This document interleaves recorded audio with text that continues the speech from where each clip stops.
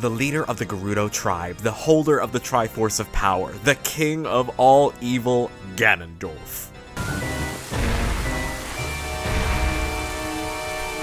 Also known as Ganon, and yes, there is a difference. Ganondorf is the most recognizable villain from the Legend of Zelda series, and is most of the time the person that Link is going to be fighting as the big bad at the end of every adventure. Ganondorf is an intimidating force. He is the embodiment of power, often categorized by his tyrannical nature, constantly trying to take over Hyrule for himself, and his obsession with power, constantly longing for something more and wanting the Triforce. But Link and Zelda totally keep getting in my way. You would think that for as many years as Ganondorf has been dogging Link and Zelda over all these centuries, all these reincarnations, all these games along the timeline, that there would be more than a couple, but there's actually not that many Ganondorfs across the series. Most of the versions of Ganon that we are going to be looking at today are actually the same person, with there only being 3 across the span of the entire series, with Four Swords Adventure and Breath of the Wild Ganondorf to be completely separate. Now I know some of y'all who are not hardcore fans of the series might be asking, what is the difference between Ganon and Ganondorf? Are they not the same person? Well, yes, they are, but at the same time, no, they're not. The man born to be the leader of the Gerudo tribe is Ganondorf, and all of his evil transformations where he turns into a monster of sorts that is non-human is Ganon. Now, of course, getting back to the topic at hand, we have several versions of Ganon that are just pure beasts and shadows and things that I can't really talk about a look. Yeah, I could just be like, oh, I like this malice here, and oh, that darkness there looks cool, slay. But today's video is all about fashion and about looks and reviewing these Ganondorfs and Ganons across the series that actually have a look for me to review, so I will not be including all of the Ganons today, but just know that I appreciate them all the same. They're all great and amazing, but today's about fashion, girl. Then, of course, alongside all the Ganons that don't necessarily wear clothing, we have a slew of Phantom Ganons alongside them, and y'all, I don't really know exactly what I would review about these Phantom Ganons, so I'm gonna go ahead and include them in the same category as the Ganons without clothes, and just say that they are a nice attribute of Ganon. We can appreciate them, but in terms of fashion, girl, it's whatever. Love this outfit though. But the darkness awaits. Let's go ahead and dive right on into the wonderful world of fashion of our King of Evil, Ganondorf and Ganon across the Legend of Zelda series. Now, y'all, this is classic Ganon, but I'm not even gonna lie to you, this art is, pixely, it's pixeling, so it's a little hard to look at what exactly the look may be. I mean, this could be a blue pig wearing a red Christmas sweater for all I know with a skull on the front. I do think a lot of the Ganons that do wear clothes after their transformation are gonna be a bit tough to judge because it is more about this beast transformation than it is more about, the clothing they're wearing. I don't think Ganon trying to take over Hyrule and steal the Triforce was concerned about what brand he was wearing. So I'm gonna give this look a solid fine. It's a classic. I love the skull in the middle, and I think that the boots are cute.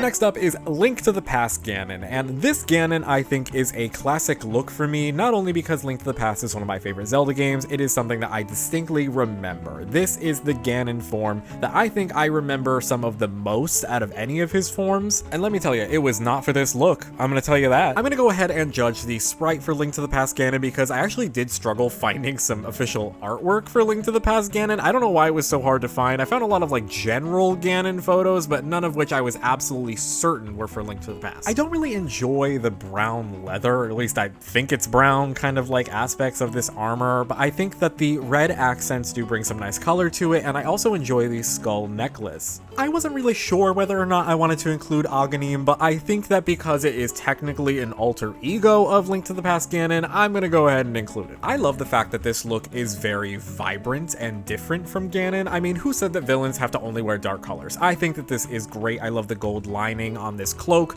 I love the long sleeves. I'm not sure how I feel about the little pop of blue and purple in the center. I think with all the red and the yellow, it kind of just stands out, but for all the wrong reasons. But overall, pretty successful.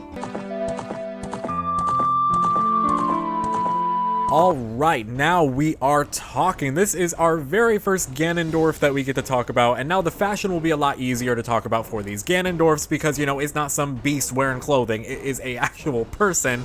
So let's talk about Ganondorf. I would say Ocarina of Time Ganondorf is probably the most iconic Ganondorf, so let's go ahead and go in on this look. I mean, where do I even start? There are so many features of this outfit that I just really enjoy. I love this little armored shoulder pad moment, with all all the little gold gems on it. I think that's great. And I also love this like white, red, and blue fabric that is mixed in several elements of the outfit. You have a little bit in this like cape moment, on the belt, on the gloves, on the shoes. I mean, it just adds that pop of color that I was looking for. Something that I also enjoy about this outfit that is kind of minute is on all the brown parts of the outfit in both the center and on the boots. I think that it is detailed enough with the darker brown sections of it that it kind of adds a little bit more detail instead of it just being all plain one color. For Ocarina of Time Ganon, of course there is less clothing here to talk about, as there is with pretty much all the Ganons that we are including in today's video, the ones that at least wear clothing. What I enjoy about this outfit in particular is I love that they kept most of the white, blue, and red fabric pieces that Ganondorf had on his outfit. I think that's great, but I think the best addition here is going to be these dark red pieces of fabric both on the cape and around the waist. I think that it just adds a completely different color palette to Ganon, kind of making him look a little more intimidating with this deep red. For Oracle of Seasons and Ages Ganon, yes, there is this sprite here that I could talk about, but I can't really get the full effect from this sprite because it is mostly just blue and black, and I know that this outfit is not, so for this one I actually was able to find some artwork that I'm pretty sure is from this game, so I'm gonna go ahead and review that. You know, this Ganon, for being 1 foot in the grave and half resurrected, doesn't really look too bad. I love this look for him. I think that this is also a classic Ganon look that I would think about if I were thinking about him.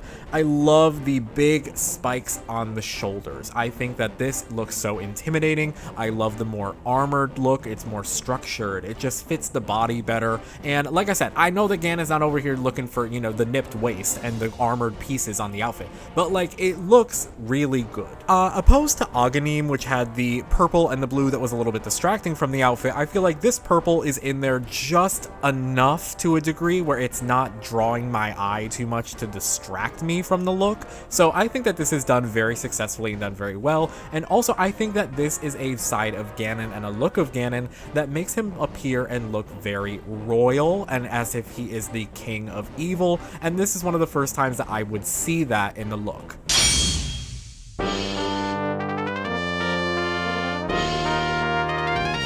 For the Ganon from Four Swords, I think that this is very similar to the Oracle look, but they did take away the spikes on the shoulders, and I missed them very, very much. I feel like that was a big mistake on their part to take away the spikes. I don't know, I just really liked them. It was one of my favorite parts of the outfit, so they are dearly missed. I think that this Ganon is definitely one of the creepiest looking Ganons that we have gotten. Maybe it's just the art style, but I think that this Ganon definitely looks intimidating. I also think that the change of the red to this purple, I think is nice. It's a nice change of pace. We hadn't really seen Ganon in a mostly purple outfit at this point, so I think the purple does work really well with the dark blue and all the other darker pieces of this look specifically.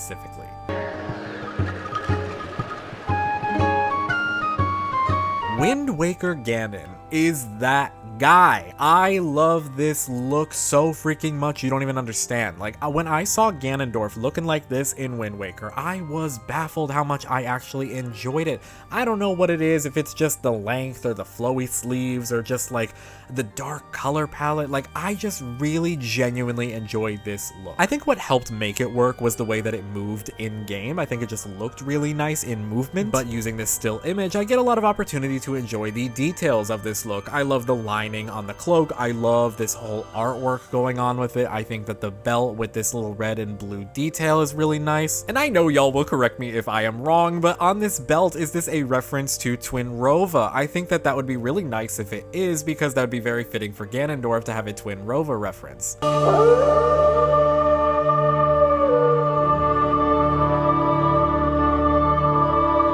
You want to talk about intimidating? You want to talk about royal and regal and threatening? Like, this is the king of evil. This is amazing. I think that Twilight Princess Ganondorf is so successful, it is not even funny. This look fits Twilight Princess to a T. Like, if you had not known which Ganondorf was from which game and you didn't really play them, I would guess that this one was from Twilight Princess. You can tell immediately. It just fits the entire vibe, and I love that. I mean, this look is it. I mean, this black and gold armor, great. This long red cape, love. But a minute detail that I wanted to talk about here is actually these jewels scattered throughout the outfit. I think that it's just a nice little detail and something that I don't really get the chance to look at unless I'm looking at a still image like this. I also really enjoyed this gold piece in Ganondorf's hair, which was a new thing that we had not seen in any prior designs. Iconic, no notes.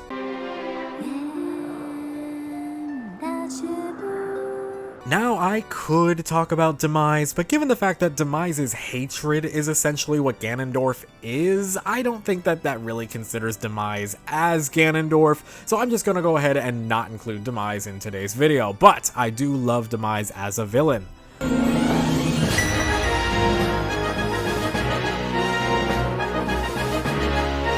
Next up, let's talk about Yuga Ganon for a moment, and honestly, I know that some people may not love this, but I think that this is actually quite well done for what little amount of clothing we actually have here. Because this is not just Ganon and it is Yuga combined with Ganon, we get a lot of pieces of clothing that Ganon wouldn't normally wear in any appearances that we would see him in. I mean, these pieces of Yuga's clothing that I really can appreciate is the low rule symbol on the chest. I love the ripped and torn parts to show that he kind of broke out of the clothing. I love the pants. I think the pants are so nice. I'm really glad they kept them. I just think that this was a very fresh and exciting take on Ganon. Also, clock those nails.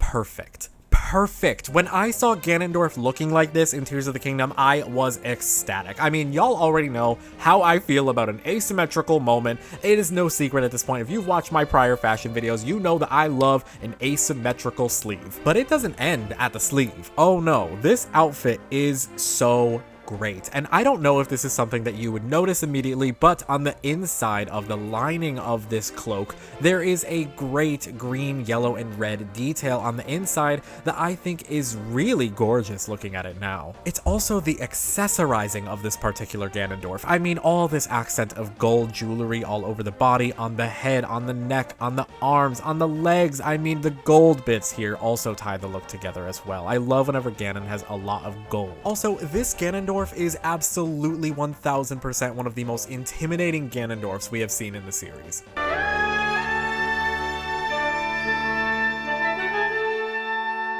For Echoes of Wisdom Ganon, I'm not going to dive in too far with looking up if there is other looks, if there's another form, because I have not yet finished this game. I'm still very much in the middle of playing it. I'm currently doing the Faron Wetlands, so I am not near the end of the game yet, so I'm not going to try and spoil myself, so I'm just going to do the basic Ganon here that I saw in the beginning of the game. I mean, y'all, the spikes are back. I could not be happier. I have no complaints. I love that the spikes made a return. I had been missing them for all these years for so freaking long, and now they are back. If you needed any reason to vote that Echoes of Wisdom is Game of the Year, let it be that the spikes are back on Ganon's shoulders. Nah, I'm just kidding. It's just really an amazing game. This is truly just a bit of nostalgia for me. I loved this look back at a traditional Ganon, and it just brought back a lot of fond memories for me, and I love the new addition of these black spiky bracelets as well. I just think that this was a very successful Ganon.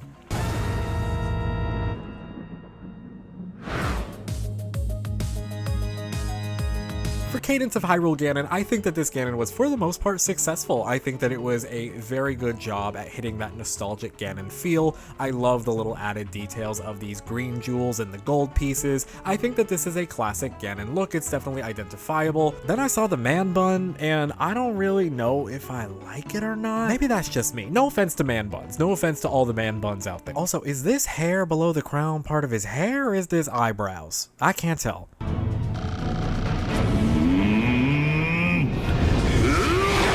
Y'all, are we even surprised? For the Hyrule Warriors looks, we are 3 out of 3 at this point. Hyrule Warriors just did what it needed to do. It did what needed to be done. These looks are incredible. I dare you to look at a look from Hyrule Warriors and tell me that it's ugly. Go ahead, just tell me that this look is not great. This look is amazing, and the fact that they switched up the look so much to where we have these giant, amazing gold gauntlets, we have this gold crown piece, we have this like more purpley armor armor instead with the red cape. I mean, this is truly just a moment, y'all. And also, not even to mention the fact that Ganondorf just let his hair down, just let it out, and has this long flowing red hair, and I think it looks so good with this look. But if you thought that I was done ranting and raving about Hyrule Warriors, you would be incorrect, because there are more forms of Ganondorf from this game. The Master Quest look gives a nice little copper tone to the armor instead of the usual gold. The Twilight look gives those darkened colors that I really attribute to Twilight Princess and love so much, but also the color change in Ganon's hair is nice. The look isn't that different here, but I loved seeing the reference to Majora's Mask with Adalwa here. I think that that was really great.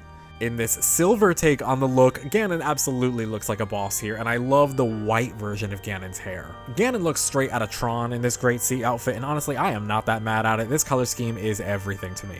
I think the Koholint outfit is the only one that I don't necessarily love, but I do love the armor in this more emerald version of it. I think that that is really nice. For the Grand Travels look, this is kind of jarring to look at, as this is one of the only Ganondorf looks where he's in a lot of bright colors like this. And to wrap up Hyrule Warriors, I think that Ganondorf looks really good here in this Lorule dark purple look, especially given Ganondorf's red hair. It just matches really well together.